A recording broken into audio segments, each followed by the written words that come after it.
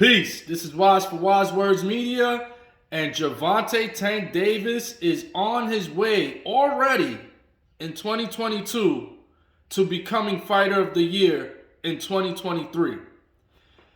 So Tank Davis late last week, right before the weekend, announced not one, but two big fights that he has coming up in 2023. And the first one, which is the one that has majority of people excited because there's been a lot of back and forth and a lot of history behind this fight, and that is the one between Gervonta Tank Davis versus Ryan Garcia. So both sides agreed. They are set to fight in April. But even more impressive to me than taking on the Ryan Garcia fight is the fight that he also announced, which is he will be taking on the very dangerous Dominican fighter by the name of Hector Garcia. For those who don't know who Hector Garcia is, or those who need to be reminded who he is, Hector Garcia pulled one of the biggest upsets in all of boxing when he just beat Little B-Hop, Chris Colbert from Brooklyn. He went into that fight little to unknown. Hardly anyone knew about him. And Chris Colbert was a guy that Showtime Boxing and PBC was putting a lot of energy towards. And they were backing him up. He's a very young, talented boxer out of Brooklyn. But this night belonged to Hector Garcia. Hector Garcia was the more aggressive fighter, the slicker fighter, a very good counterpuncher. And he ended up beating Little B-Hop, Chris Colbert, giving Colbert his first defeat. Not only that, but then he would follow that performance up with winning a title. So he is a very, very dangerous fighter. He's one of those fighters that most big-name fighters avoid because they don't want to have a situation like what happened to Chris Colbert, Little B-Hop, where they take on this guy that's little known, and all of a sudden, he makes a name off of you.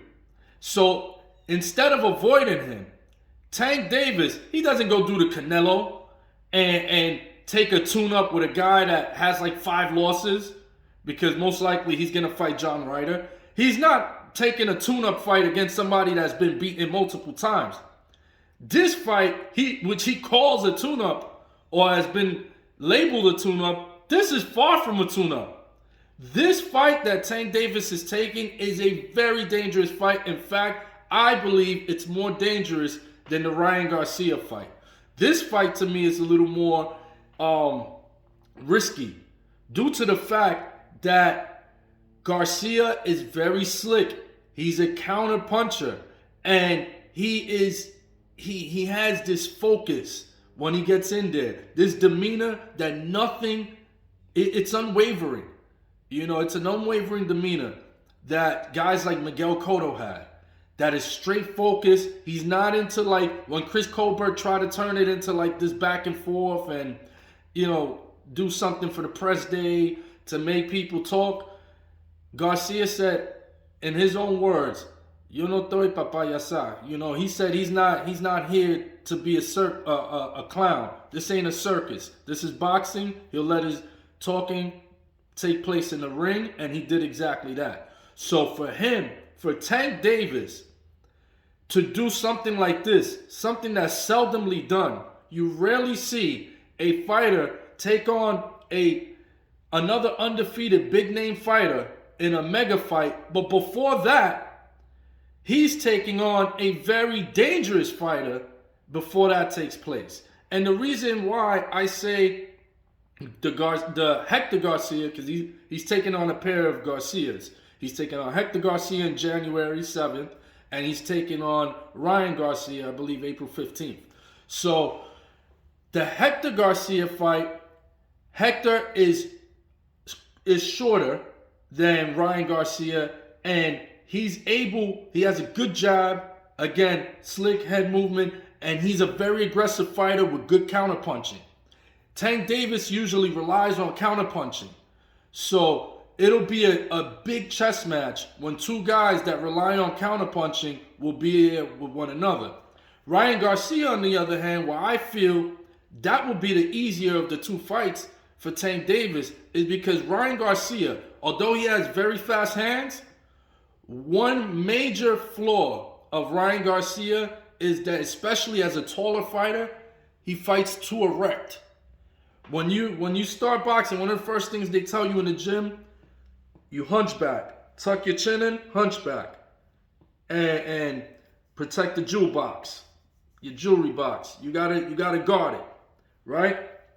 So instead of hunching back and tucking your chin in, instead of tucking your chin in, watching too much rap beef videos. But anyway, what's the name? Instead of tucking your chin in, what Ryan Garcia does is he fights erect with his chin out.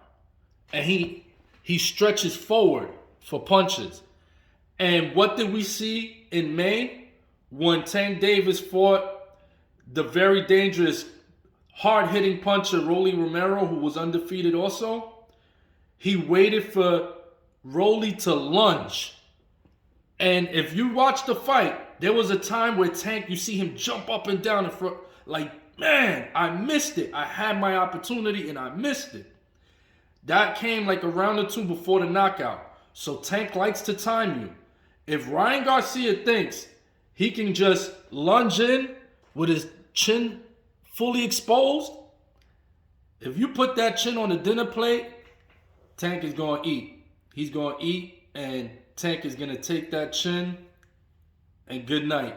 It's going to be a nap time for Ryan Garcia. Just like Rolly ended up taking a nap, Ryan Garcia will end up taking a nap that night if he doesn't adjust that one major flaw that he has, which is keeping his chin exposed and fighting erect. So Tank is the type that he's done it to multiple fighters already. He just did it in his last fight to Rolly. You fight erect with your chin out, Tank will time you, and you will go to sleep. So two major fights. Tank is already a nominee for Fighter of the Year for 2023, and we ain't even in that year yet. That's trying to achieve greatness, and salute to Tank Davis for that. I'm Waz for Waz Words Media. Peace.